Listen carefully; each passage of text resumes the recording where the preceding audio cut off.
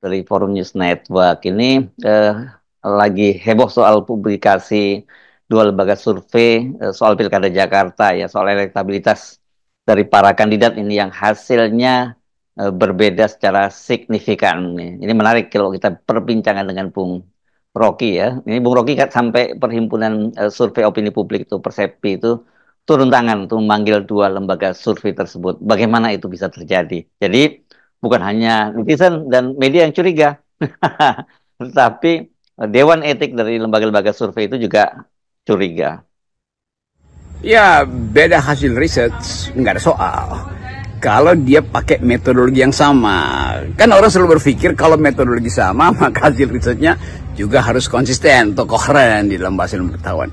Tetapi di dalam riset politik kan bukan soal metodologi aja yang menentukan, tapi juga sponsor-sponsor yang sifatnya invisible. Jadi kadangkala riset sosial itu, apalagi riset politik, itu justru menyimpan begitu banyak invisible hand itu.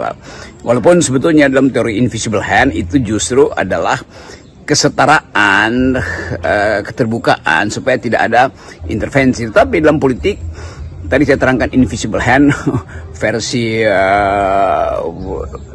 ekonom klasik itu. Tapi di dalam metodologi invisible hand itu justru variabel yang tak terlihat tetapi mempengaruhi akibatnya tuh. Jadi kelihatannya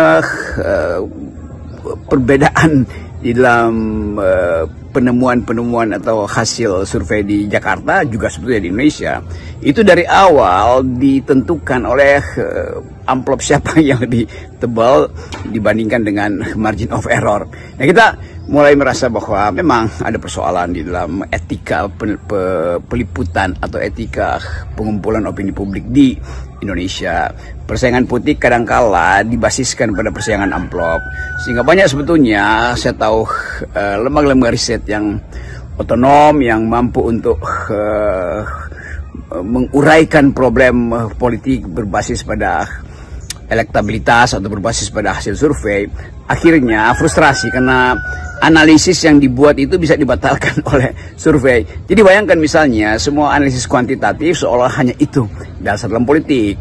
Sering saya terangkan bahwa kenapa tidak di riset dulu soal etikabilitas, baru intelektualitas, baru elektabilitas. Kan itu jump to conclusion sebetulnya. Padahal Indonesia itu problemnya bukan pada elektabilitas, tapi pada etikabilitas dan intelektualitas. Jadi seorang yang udah lolos elektabilitas melalui lembaga survei, bahkan dengan margin of error yang ada dalam kontrol statistik, dia bisa bermasalah nanti karena elektabilitasnya tidak dihitung, karena etikabilitasnya diabaikan. Jadi sekali lagi kita mau lihat sebetulnya perselisihan di antara lembaga survei itu bisa sekaligus membongkar asumsi-asumsi yang seringkali sifatnya kualitatif tetapi diabaikan di dalam riset kuantitatif. Jadi itu poinnya tuh.